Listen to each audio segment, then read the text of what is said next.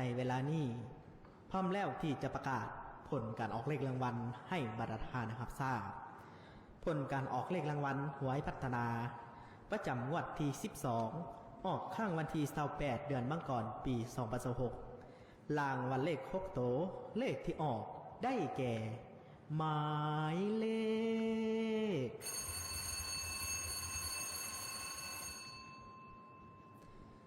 103 439 103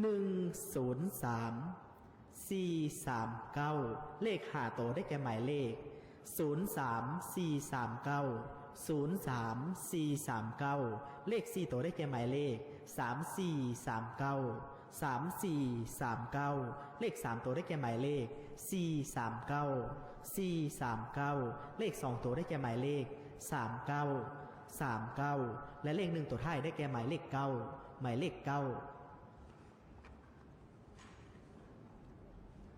ผลการออกเลขรางวัล